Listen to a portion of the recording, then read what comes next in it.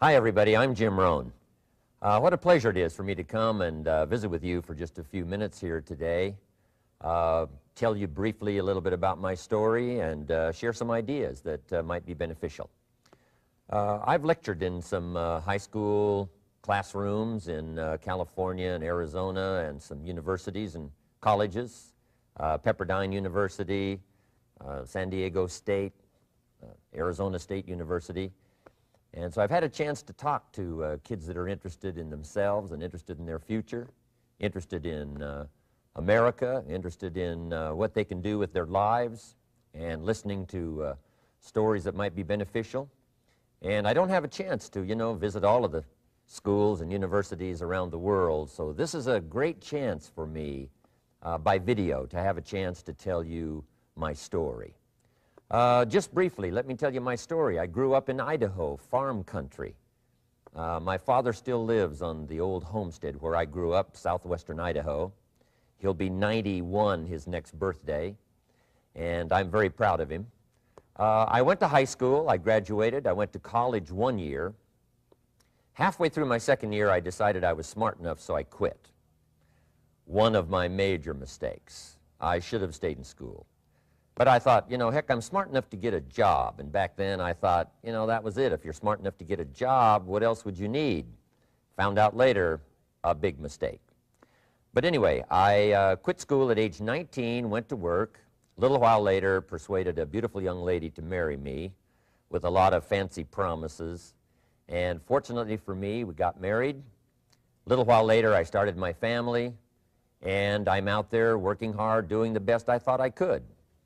But year by year, I kept falling a little further behind, buying a little more than I could conveniently pay for on time. And the creditors are finally starting to call saying, hey, you told us the check was in the mail. I'm not feeling at all good about that. About age 25, I've got pennies in my pocket, I've got nothing in the bank, and way behind on my big mouth promises to my family, and wondering what could I do to make my life better. I was willing to work hard. That was not my problem. But I just wasn't making the progress I wanted to make. And then good fortune came my way. Sometimes it's difficult to describe good fortune, why something remarkable happens to you at a particular time. One of my friends says, well, hey, things don't just happen. Things happen just. And maybe that's it, I don't know. But my good fortune was I had a chance to meet a very wealthy man. His name was Mr. Schoaf, Mr. Earl Schoaf. A friend of mine had gone to work for him, and he started telling me about this man. He said, you got to meet this man. He's rich, but he's easy to talk to, and he's got a remarkable philosophy of life. And he kept going on, and I thought, well, I've got to meet this man. So shortly after that, I had a chance to meet this Mr. Schoaf, and I was impressed. He was rich. He was easy to talk to. Within a few minutes, I was dazzled. And I said to myself, I would give anything if I could be like that, rich and easy to talk to. What would it take? And then I thought, if I could just get around somebody like him, and if he would teach me and coach me, I would do it all. And that was my good fortune. A few months later, this wealthy man, Mr. Schoaf, hired me and gave me a job, and I went to work for him, and I spent the next 5 years in his employ. And then, unfortunately, at age 49, he died. But I got to spend 5 years with this remarkable man, his last 5 years of his life, and the first 5 years of my new life. And my dream came true during that 5-year period. This man took the time to teach me and coach me. He taught me the books to read. He taught me the disciplines, and he taught me the skills. And he taught me the changes to make in my language and personality. And the things he shared with me during that 5 years changed my whole life.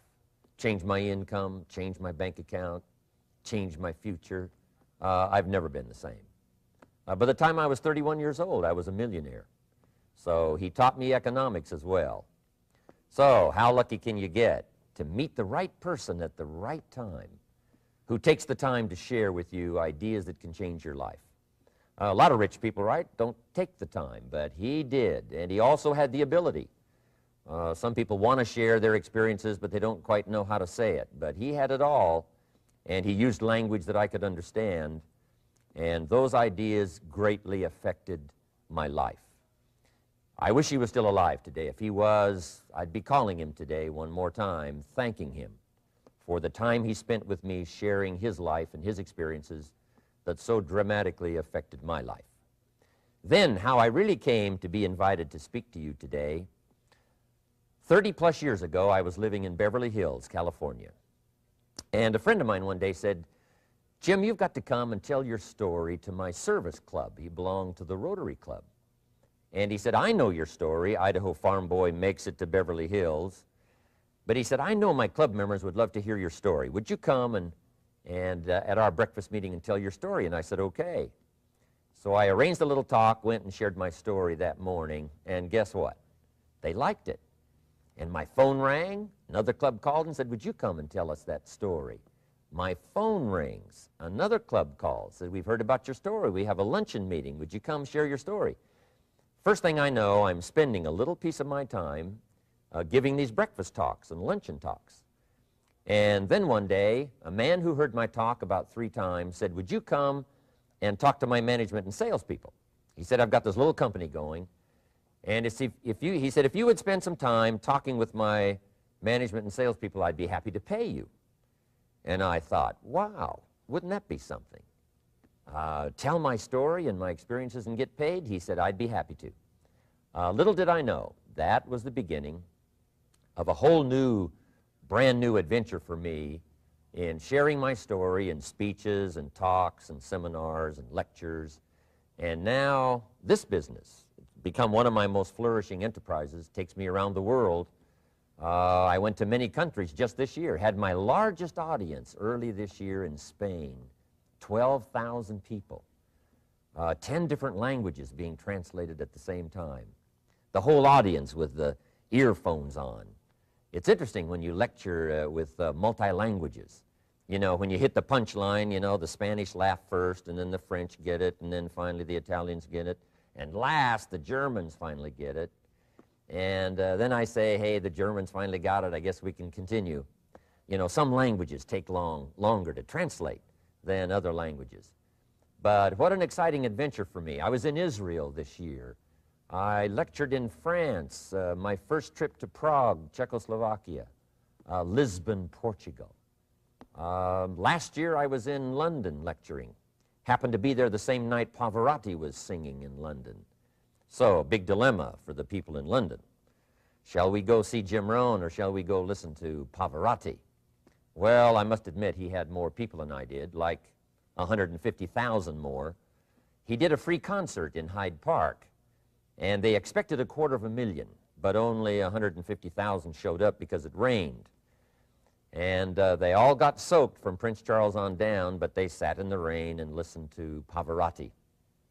I would have been happy that evening, right, to cancel my seminar and go sit in the rain and listen to Pavarotti. Anyway, he and I have agreed now not to appear in the same city on the same day anymore.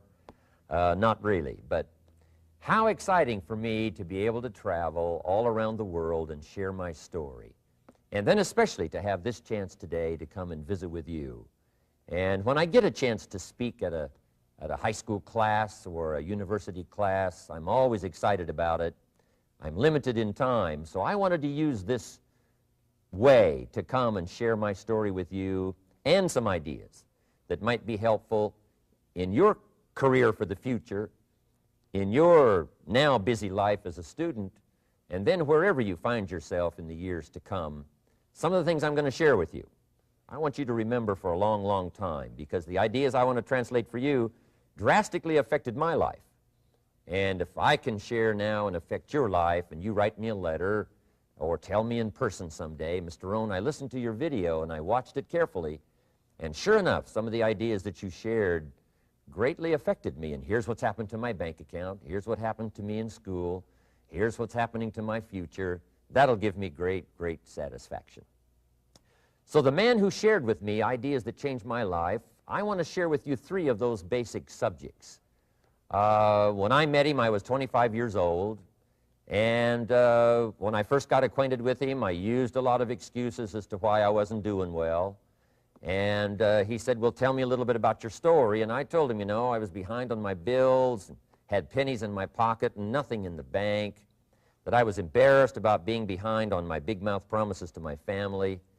And then he gave me one little simple phrase that really forever changed my life. And here's what he said: Mr. Rohn, if you want the future to change for you, you've got to change. And he said, if you don't change, the next 6 years of your life is going to be just like the last 6. You'll still be behind on your bills. You'll still be behind on your promises. But then he gave it to me in the form of a promise. When I was 25 years old, I've remembered it all these years, and I've shared this promise now with probably over 3 million people in the last 30-plus years. And it's going to be valid for you, so listen carefully to this promise. My teacher said to me, young man, if you will change, everything will change for you. If you will get better, everything will get better for you. What a clear message that was for me. He said, if you'll change your philosophy, if you'll change your habits, if you'll refine your thinking, if you'll change and accept some new disciplines, if you'll turn the corner where you've been in the past, go for a new life for the future, he said, all kinds of remarkable things will happen for you if you will change. Before I met Mr. Schoaf, I used to cross my fingers and say, I sure hope things will change. I was hoping the government would change and the tax structure would change and that my boss would change and pay me more money. I was hoping that, you know, economics would change and prices would come down, and I was hoping that circumstances would get better. And then I discovered from my teacher that those things are going to continue the same. In fact, all of those things that happen to us is kind of like the wind that blows. And the wind blows on us all. In fact, in America especially, the last 6,500 years of recorded history, we've got probably the most favorable wind that's ever blown. Economics and circumstances, living in a free country, democracy and freedom, an excellent economy. Sure, we struggle at times, but compared to the rest of the world in the last 6,500 years, we've got the best wind ever. But if you just let the wind blow, I'm telling you, it won't take you where you want to go. All of us must use this wind to take us to the dreams we've got, to the equities we want, to the money we want, to the income we want, and to all the things we want our life to have. This is where we want to go, and we've got a good wind, but we must not leave our future just to the wind, just to the economy, just to the structure of the way things are happening today. Here's what we must learn to do, and that is set a good sail. And if you'll learn to set a good sail, and that's what my teacher taught me in those early days. He said, Mr. Rohn, the wind is going to blow however it's going to blow. Politics are going to be politics, and the economy is going to be the economy. And however it turns out, that's the way it's going to be. What you must learn to do is not to wish for a better wind. That's naive. The key is to wish for the wisdom and the skills and the learning so that you can set a better sail. And so that's what I did at age 25. I went to work not on the economy. I went to work not on the community. I didn't go to work to try to change the government. I didn't go to work to try to change my boss or the company. I didn't go to work to try to change circumstances. I went to work to try to change myself. And I picked up that promise my teacher shared with me, that if I would change, my income would change. If I would change, my bank account would change. If I would change, my future would change. And sure enough, his promise came true for me. The first 6 years of my economic life, I wound up broke. Those pennies in my pocket, nothing in the bank, behind on my promises. The second 6 years of my economic life, I wound up rich. But interestingly enough, the second 6 years of my economic life, the government was about the same and the economy was about the same. You know, the companies were about the same. What they paid was the same. Circumstances around me were the same. You know, my negative relatives were the same. But I was not the same. That's how my life changed. And that's how things started working for me, changing my life all those years ago. So that's what I wanted to share with you to begin with, this beginning of what Mr. Schoaf shared with me, that if I wanted my life to change, this was what I was going to have to do. And so he broke it down into 3 subjects that really made an impact on my life, and I want to share those with you. The first subject he called personal development. And the second subject he called setting goals. And the third was how to become financially independent. And I'd like to give you just a few clues from those three major subjects that so dramatically affected my life. And let's get started. The first one is personal development. Now, in illustrating personal development,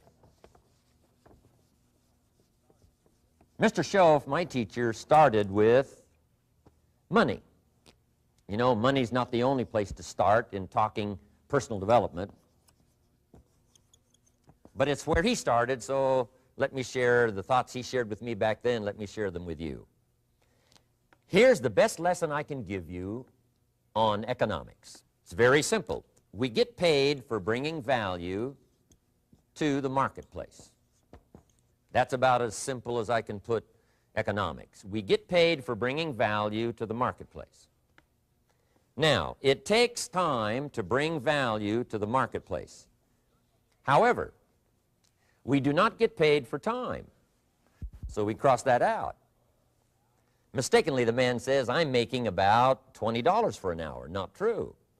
If that was true, you could just stay home, right, and have them send your money. So that's not true. We don't get paid for time. We get paid for value brought to the marketplace. Now, since that's true, here's one of the key questions of my talk to you today. Is it possible to become twice as valuable to the marketplace and make twice as much money in the same time? Is that possible? The answer is yes. Could you become 3 times as valuable as you might be right now to the marketplace and make 3 times as much money in the same time? And the answer is yes. 5 times, 10 times? Of course. America is unique. It's a ladder to climb. It starts down here, let's say, at $5 an hour, and it keeps going up. Top income last year, $80 million. The guy who runs Coca-Cola. Now, that's a heck of a ladder. That's why everybody wants to come here, right? The boat people are not headed for Vietnam. People haven't plotted and schemed for 50 years saying if I could just get to Poland, everything would be okay. Not true. Everybody wants to come to America. And the reason is because we've got the best wind ever blowing in our favor. We've got the best economic opportunity anybody's had in 6,500 years. And all you have to do is understand it and take advantage of it. Now, there's some key questions to ask here. Why would the marketplace pay someone only $5 an hour? Very simple answer. They're not very valuable to the marketplace. Now, we must underline to the marketplace. This person might be a very valuable brother, yes. Member of the family, valuable, yes. Valuable member of the church, of course.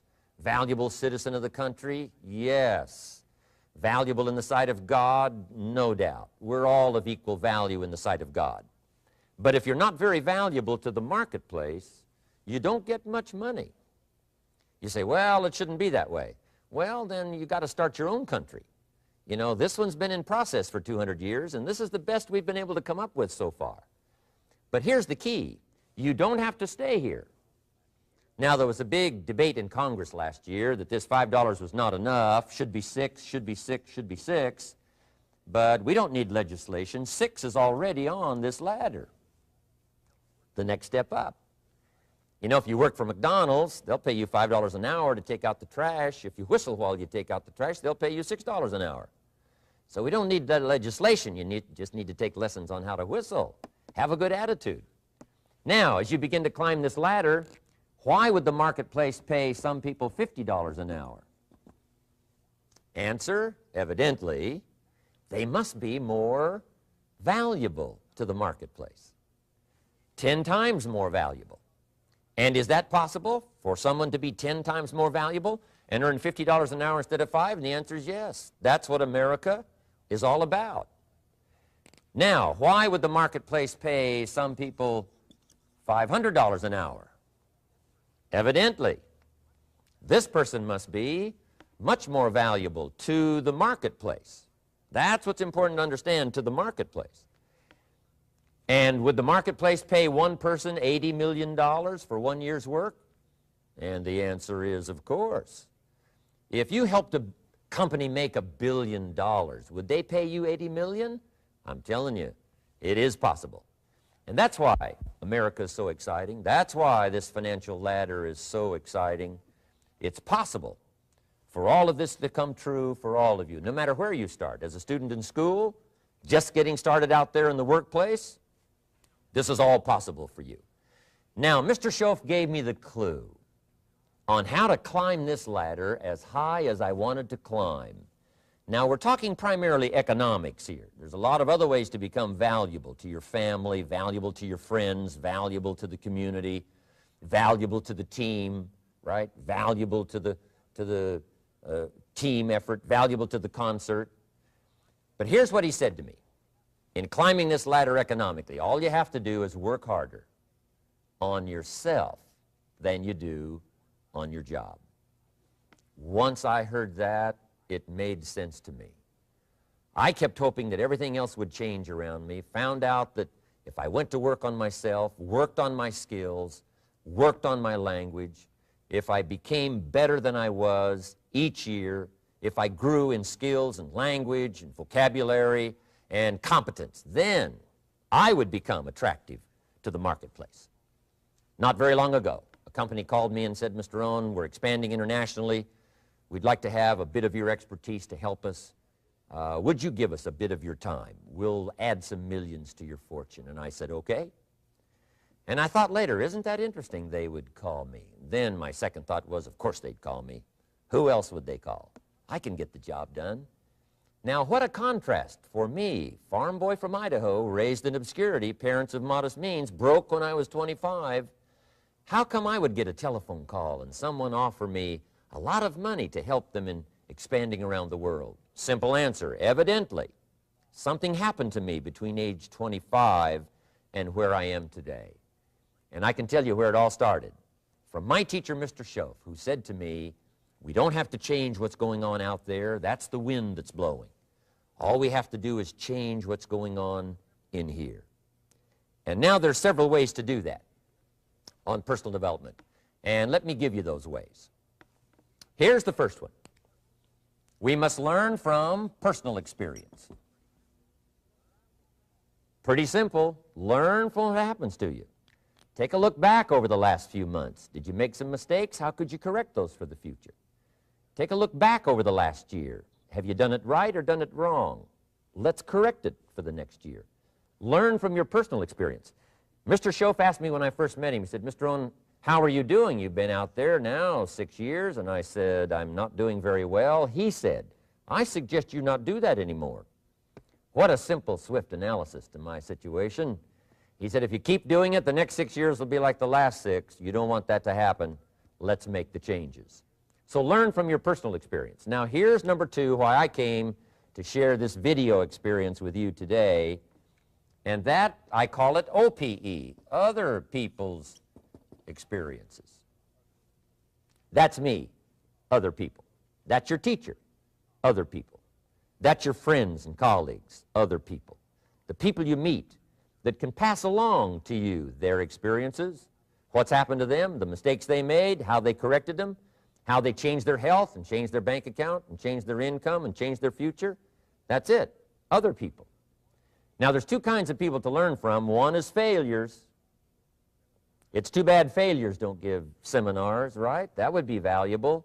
Bring your notebook, have them tell you how they lost it all and threw it all away, threw their health away and threw their friendships away and things didn't work out well. That would be valuable. But now then we must also learn from positive, people that have done well. They've got the health, and so we ask them, how did you become so healthy? They've got the skills, so we ask them, how did you become this skillful?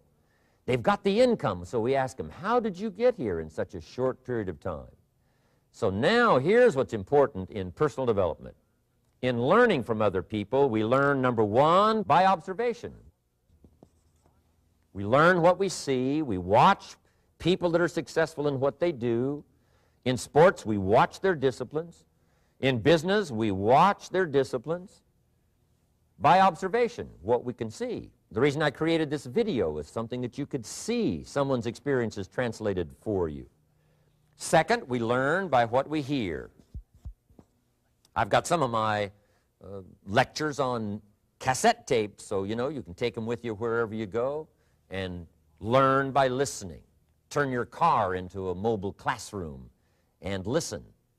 And then listen to the sermon on Sunday morning. Listen to the lectures. Listen to the teacher. Listen to someone who's got something good to say.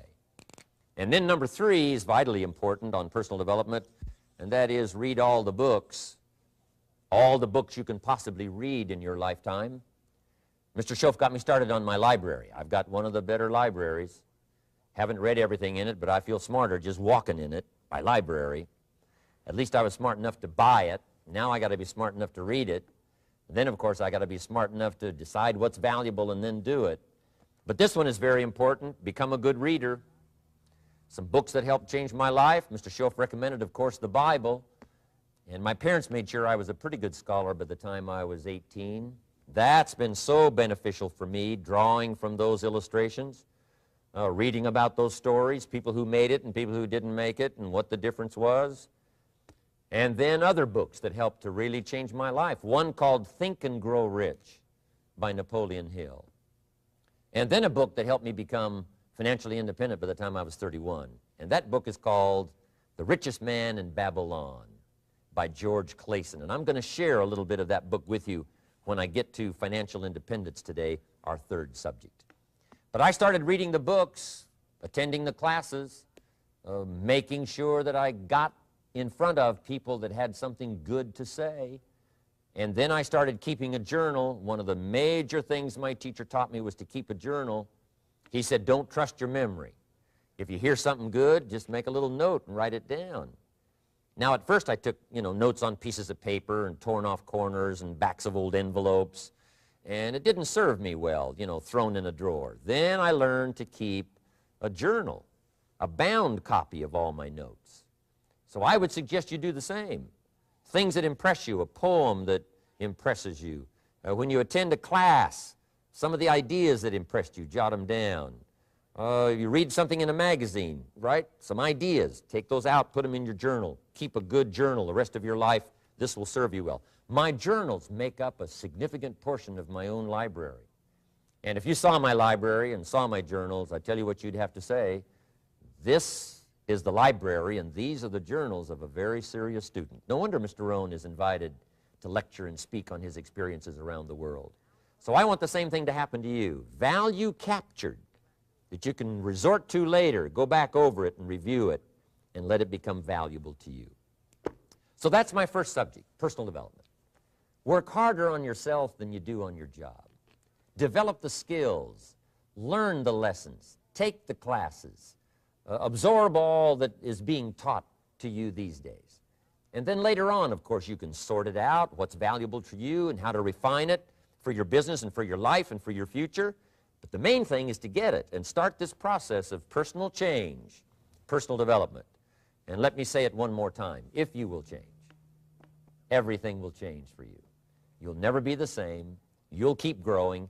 As you look back on a few months, look back on a few years, you won't believe the progress you can make. Economically, your relationship with your family, your friends, and whether you're in sports or economics or whatever, I'm telling you, that whole process of committing yourself for personal change, personal value, can really make your life unique and worthwhile. Now let's cover the second subject, on setting goals. Mr. Schoaf gave me some tips on setting goals that changed my life forever.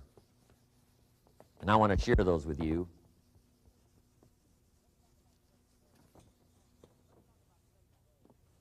So let's talk about setting goals, and I also want to tie it to personal development, and you'll see how I'm going to do it as I progress here. Setting goals. We need to take a look into the future.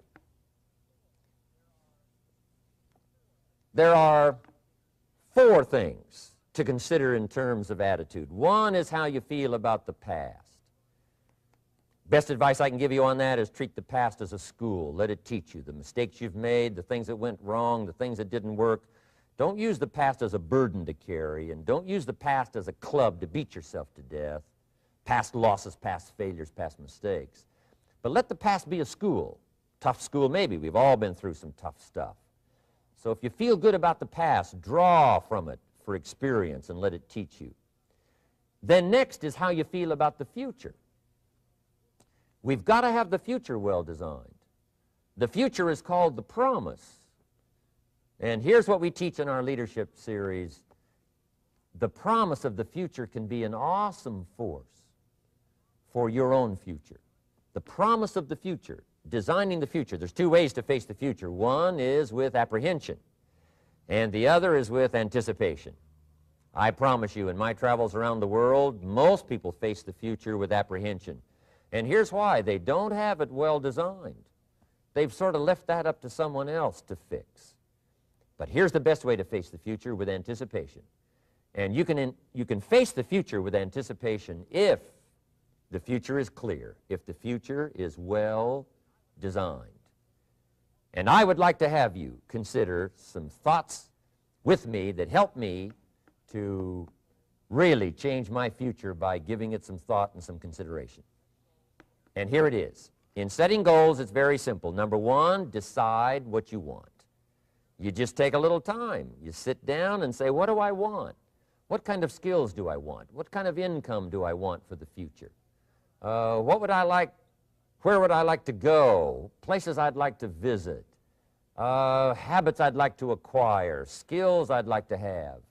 You just take a little time to think about what you want. Economics, friendships, people you'd like to meet, places you'd like to go.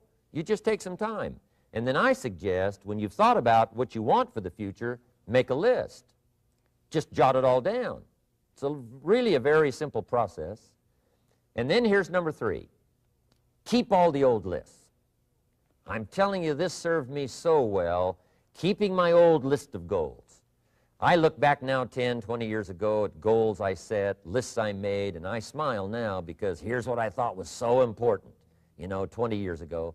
Now some of those things aren't even on my list. I've got a new list. I've grown. I've changed. I've matured.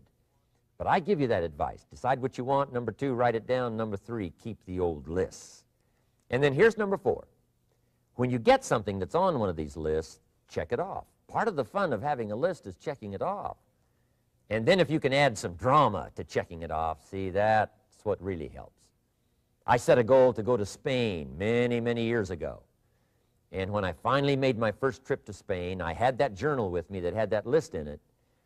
And while I had my journal on my lap, waiting for the wheels to touch down in Madrid, I waited until the wheels touched the runway, and I checked it off, just adding a little drama.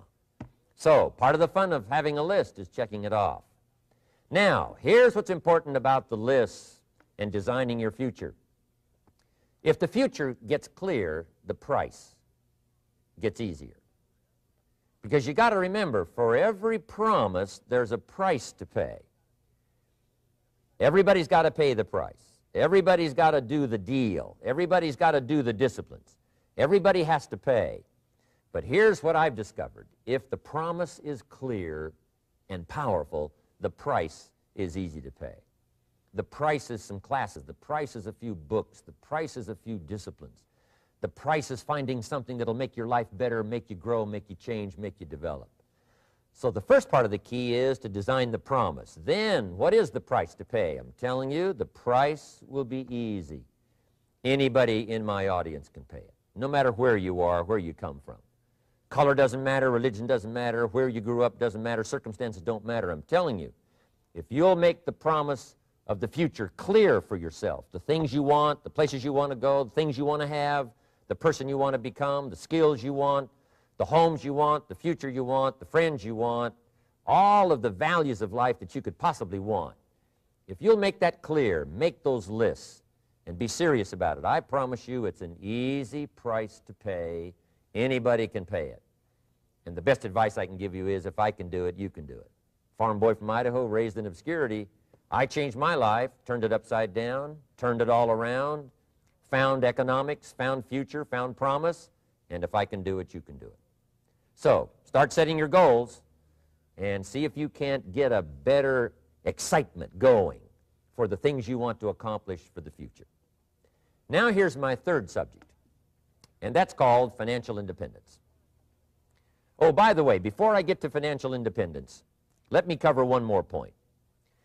One of the major reasons for setting goals is for what they make of you in achieving them. My teacher advised me when I first got started at age 25, he said, "Jim, why don't you set a goal to become a millionaire?" He said, "It's got a nice ring to it, you know, enough zeros to impress your accountant." And he said, "I'm here to help you. You're only 25 years old. You've been to 1 year of college. You've got a beautiful family, every reason to do it. Why don't you set a goal to become a millionaire?" And he said, "Here's why." And I thought, he doesn't need to teach me why. Wouldn't it be nice to have $1 million? He said, "No, then you'll miss it." He said, "Here's why. For what it will make of you to achieve it." I'm telling you, that statement changed my life. Set the kind of goals that will make something of you to achieve them. He said, "Now, once you become a millionaire, what's important is not the money." I thought, that's kind of strange teaching. He said, "Honest, it isn't important." He said, "You could just give the money away." Now, I did better than that. I lost it all. By the time I was 31, I was a millionaire. By the time I was 33, I was broke. And I'll tell you a little bit about that story later. But when I lost all my money, guess what? I found out Mr. Schoaf was right. What was valuable was not the money. What was valuable was what I became to earn the money. The skills I had, the knowledge I had about the marketplace, the values that I had going for me. They were more valuable than the money. And here's an important statement to remember. It's not what you get that makes you valuable. It's what you become. So part of the key here is to set the kind of goals that will make something of you. Don't set them too low so that you don't have to grow and you don't have to read and you don't have to try and you don't have to stretch. Don't set them too low. And then don't sell out. Don't go for something that's going to cost you your virtue or cost you your values or sell out your principles. There's a good middle road here to follow. Goals that will inspire, goals that will help you grow, change, develop, and become better than you are. Okay, now let's talk about financial independence. How to become rich by 40, 35 if you're extra bright, much sooner if you find an opportunity like I did. Let me show you how I did it. Financial independence.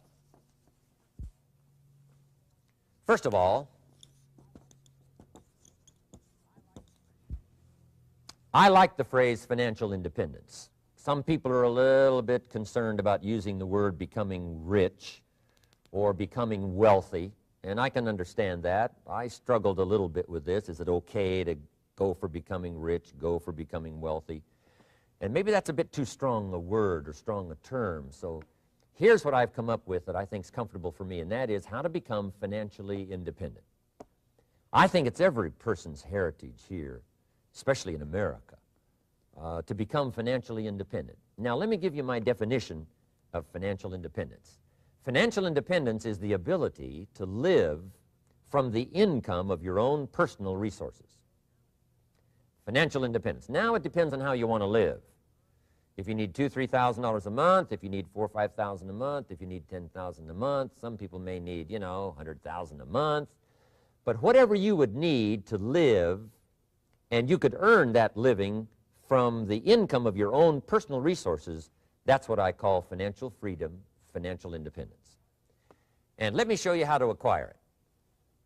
If you start at age 15, between ages 15 and 35 is 20 years, and in my personal opinion, based on my own studies and my own experience, 20 years, in my opinion, is enough time to become financially independent. If you're not, you don't live in the wrong country. Probably what's happened is you have the wrong plan. And it's easy to be a nice person with the wrong plan. I found that when I was 25 years old. I was broke at age 25, and I was a nice guy. You would have liked me. But I'm telling you, my plans up until then, especially my financial plan, left me broke. I totally changed it the next 6 years, and I became financially independent. So I know what I'm talking about. It is possible in a reasonable amount of time, 15 to 35, whatever, 20 years' time, enough time. You can do it in a much shorter period of time, like I did if you want to, but this is a reasonable enough time. But here's number one. First of all, you got to have the right philosophy. Philosophy is our ability to gather knowledge and sort through it and decide what's valuable. To develop a philosophy about life, a philosophy about our health, a philosophy about our family relationships, a philosophy about economics. And if you develop the right philosophy, that's what helps to set this sail so that in 6 years it takes you where you want to go instead of winding up like I did that first 6 years of my economics, broke, no money, empty bank account. The right philosophy. Now let me give you a couple of philosophies to consider. Here's the first one. It's called the philosophy of the poor. And here it is. Poor people usually spend their money and invest what's left. That's the philosophy of the poor. Now here's the philosophy of the rich. Rich people invest their money and spend what's left. And here's the startling answer. It really doesn't matter what the amount is. What's most important is not the amount. What's really important is the philosophy. So I would ask you to adopt this philosophy of spending after you have invested. Invest first, then spend. And I've got a little formula that I'm going to share with you. Now, what should a child do with a dollar? I mean, there's a lot of debate going on, I'm sure, across the country on what a child should do with a dollar. Here's one opinion. It's only a child and it's only a dollar. What difference does it make? Well, in my opinion, it makes all the difference in the world. A person's economic future starts with a child with a dollar. Somebody says, oh, no, you're only young once. Let him spend it all. Well, when would you hope that would stop? Somebody says, well, wait till he's 50 and broke like me and, and then he'll learn. Well, no, we don't want to wait that long. If I would have known earlier than age 25, I would have changed. In high school, if they would have had classes called Wealth 1, Wealth 2, I'd have taken both classes. I would not have waited until age 25.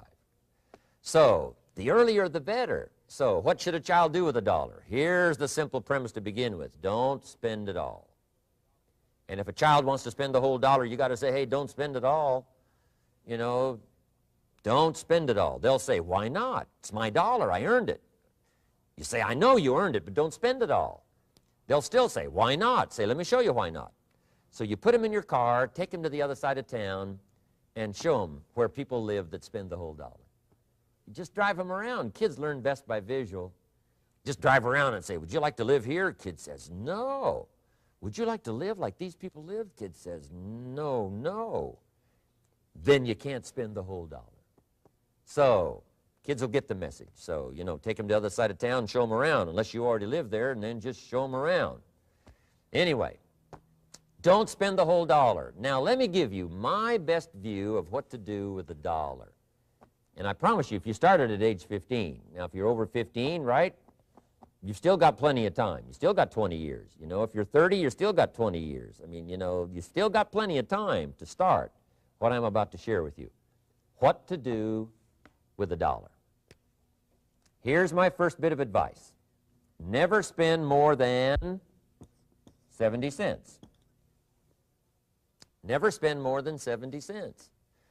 Now, you got to pick some number, and the number you pick is going to be determined by your philosophy.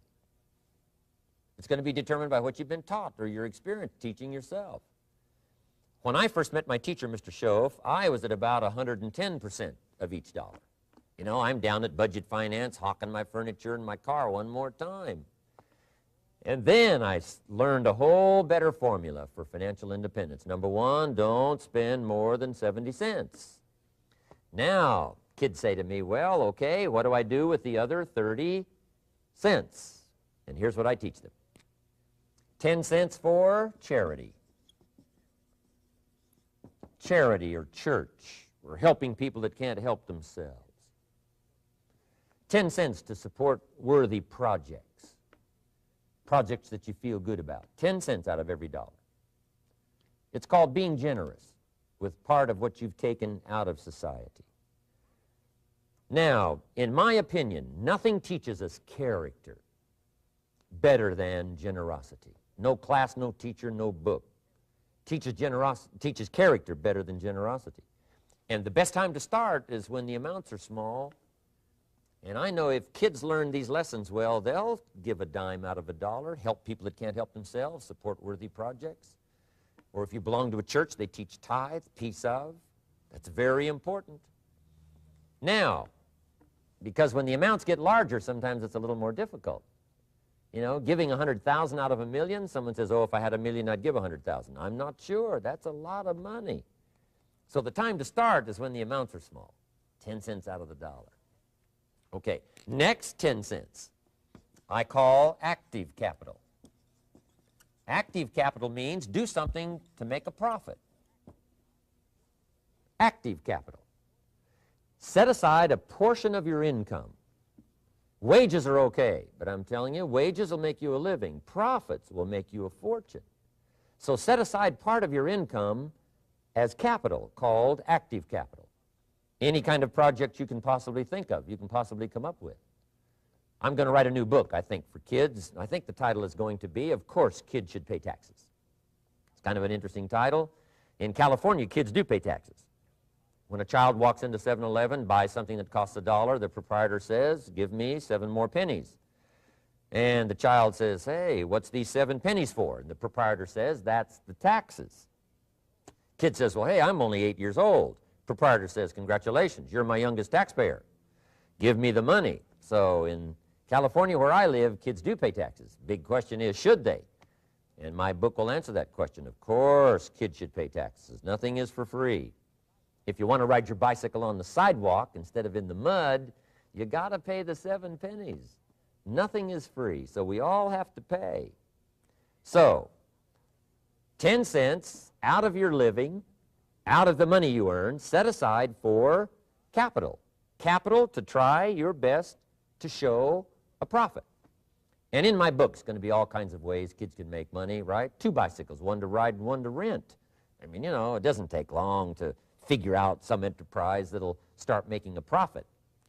Then you must jot this down if you're taking notes. Profits are better than wages.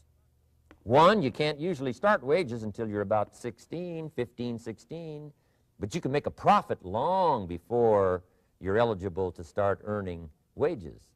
And then there's no limit to profits, and they can double and triple and quadruple. You know, there's no limit. It's incredible how fast profits can grow. So profits are better than wages. Wages make you a living. Profits make you a fortune. Now, the third 10 cents is vitally important. I call it passive capital. Capital you let somebody else use. A financial institution, stocks and bonds, mutual funds, whatever. Let someone else use it. You furnish the money. They use it to make a profit, but they pay you for the use of it, called interest. And here's one of the things that'll make you financially independent fairly quickly, and that's called compound interest. And this is how you get it. Letting someone else use a portion of your money, your substance.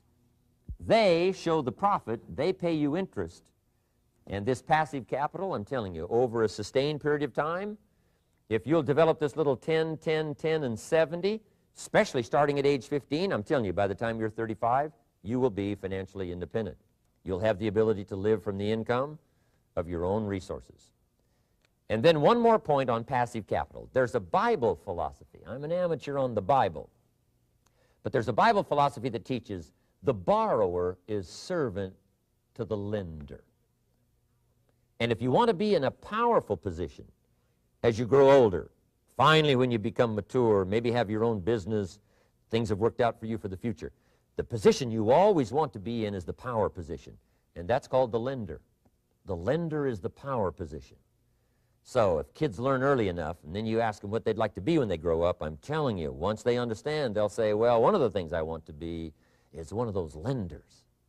That's the power position, not the spender. No, you'll be pitied the rest of your life if you just become a spender. You got to become a lender. And I think this is one of the formulas to follow. 10 cents out of every dollar. Let someone else use it. Be the lender, power position. Then try to show a profit. Can't we teach our children how to take $1, search the neighborhood, find a broken wagon, pay $1 for it, bring it home, you know, clean it up, sand it until it's clean, paint it red till it shines, straighten out the wheels till they're true, take it back to the neighborhood, sell it for $5? Anybody can do that. Now, does the child deserve $4 profit? And the answer is yes. Society now has a mended wagon. And that's what America's all about. Finding something, touching it, making it better, making a profit, taking part of your resources, helping people who can't help themselves. Let someone else use it to make a profit. Some projects require more capital than one person has. Exciting. And then let them pay you for the use of it. America's had this philosophy now all these years. Communism has taught all these years capital belongs in the hands of the state, not in the hands of the people. We've been teaching all these years capital belongs in the hands of the people, not in the hands of the state. And we turned out to be right. Capital in the hands of the kids, capital in the hands of the people. Enterprises that make a profit, enterprises that grow. It's the hope of our future. So that little simple formula, I hope, will help you. Now, one more key on financial independence, and that is attitude. Attitude. Here's number one. I used to say, I hate to pay my bills. My teacher straightened me out on that. He said, let's see, Mr. Rohn, what you hate to do is pay $100 on an account and reduce your liabilities and increase your assets. I said, well, no, not if you look at it that way. He said, well, it all depends on how you look at it. So wouldn't you love to pay your bills, reduce your liabilities, increase your assets? You got to have that kind of attitude. I found out the same attitude about taxes. I used to say, I hate to pay my taxes. And Mr. Shove said, well, that's one way to live. But don't you understand? Taxes is how we care and feed the goose that lays the golden eggs. Wouldn't you want to do your share? Someone says, yes, but the goose eats too much. Probably true. But hey, we all eat too much. We all need to go on a diet. Better a fat goose than no goose. So I finally became a happy taxpayer. Now, I think taxes are too high, so I'm working to get taxes lowered for our economic future. But then whatever they turn out to be, I gladly pay and do my part, because that's what makes the whole system run, each of us doing our part. Now, I want these three subjects to be valuable for you. I want them to have meaning for you. I want you someday to be financially independent. I want you to have the personal development so that you feel good about yourself. If I had a chance to meet you someday, I'd like to have you show me the list of goals that you got started and say, Mr. Rohn, here's some I've already checked off. Here's the books I'm reading. Here's what's happened. I'm developing the skills. I'm better this year than I was last year. I've got more self-confidence. My skills are developing. That's what I want for you, and that's why I took the time to come and share in this video message with you. I do seminars all around the world, but this is one way that I can reach out and touch you in case you can't come to my seminars, wherever I am. Maybe this video will reach you somewhere, and it'll have an impact on your life. And what I'd like to do is later hear about it, a letter, phone call, or to have a chance to meet you in person. And now I'd like to leave you with these 4 questions called questions to ponder. These questions were valuable for me, and I want to make them valuable for you. Here's the first one, why? We all ask why we should work this hard, why take that many classes, why go to school that many years, you know, why take the notes, why read the books, why work that hard, why put yourself through the push-ups and the disciplines, why? Good question, why? Best answer to why, I think, is the second question. Why not? Why not see how many books you can read, how many classes you can take, how many skills you can develop? Why not see how valuable you can become to the marketplace and to your friends and to your family? Why not see what you can make of yourself? Why not see how far you can go, how much you can see, how much you can earn, how much you can share? Why not?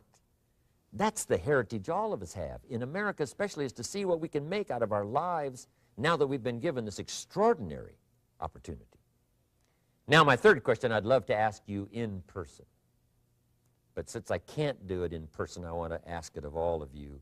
But I want you to take it personally. And my third question is, why not you? Why not you with good self-esteem? Why not you starting to change and setting goals? Why not you starting to make progress toward financial independence? If I can do it, you can do it. I wished I had a lot more testimonials here today besides mine, a whole steady stream that would come by and tell you their story.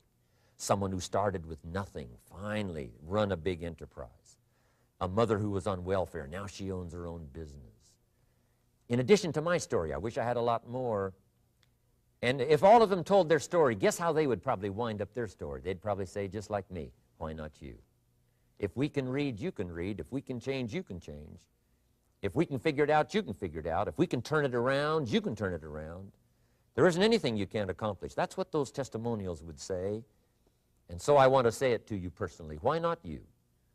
You've got the brains, you've got the stamina, you've got the vitality, you've got the interest, you've got your life ahead of you, you've got the future.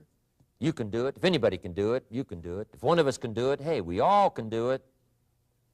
And now here's my last question. Why not now? This is a good time as the 20th century starts to wind down, a few more years as we get ready for century 21. What a good time to set your goals, work on yourself, work on your skills. What a good time to get it together. What a good time to start this process. Personal development, growing, changing, developing, having a good plan for your money and for your life and for your future. Why not now? And I hope I have a chance to see you one of these days and share with you the experience, the reaction, the response you might have had from my message today. And until I get a chance to see you on this side of the world or the other side of the world, in some school or some seminar, or maybe I'll come and speak for a company that you work for someday, I hope I get a chance to meet you. Until then, I wish you the best.